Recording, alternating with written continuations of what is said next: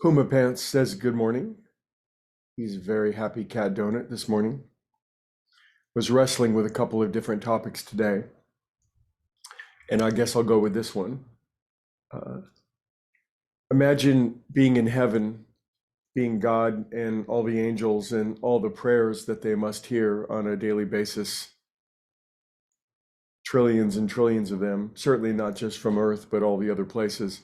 Hard to imagine that in this universe of a trillion galaxies with quadrillions of stars and star systems and planets that we're the only life form. I think most of us have a sense that we're not the only ones, but if there's all these species and all these brains thinking and all these prayers being issued by various life forms, the volume of prayers coming in on any given day must be rather astonishing. And the question is, and then you have people praying for opposing things. Prayer was a very powerful factor in the Civil War. Both sides were, it was the 1860s and America was highly religious. And so the North and the South would have their large congregations and prayer meetings and then march 20,000 people at each other and try to murder each other. And so they were each praying for something. And Abraham and Lincoln commented rather humorously on this, as he did many things. He said, one side might be right and one side might be wrong. Both sides could be wrong, but for sure, both sides aren't right.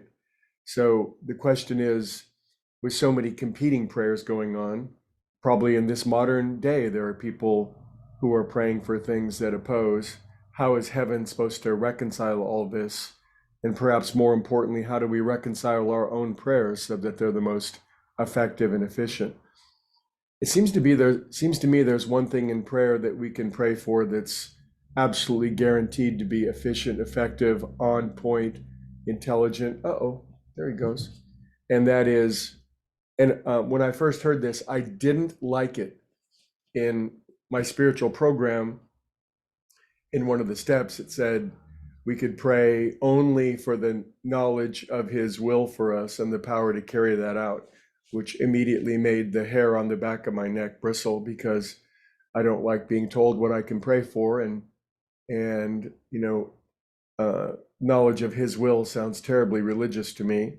And, over the years, as I've tempered and perhaps grown up a little bit, then I realized what that prayer is really praying for, and it stunned me. And that is, I can pray all I want for knowledge and power. Knowledge and power.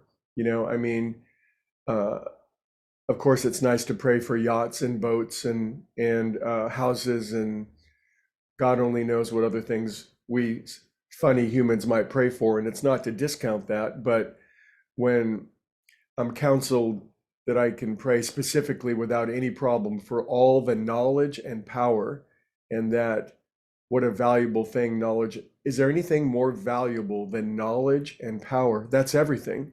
With knowledge and power, aligned with universal knowledge and power, we absolutely can't go wrong and can absolutely go right. We can absolutely upgrade, improve, make our lives the finer, richer, more beautiful, more glorious things that they are meant to be. So sometimes when I'm struggling with prayer a bit and I'm wondering what to pray for, I do come back to this principle of I can have knowledge and power, and oftentimes that's what I need by far more than anything else. When I have knowledge, I have wisdom, understanding, I have vision, I have guidance, I know what to do, where to go, exactly how to do something.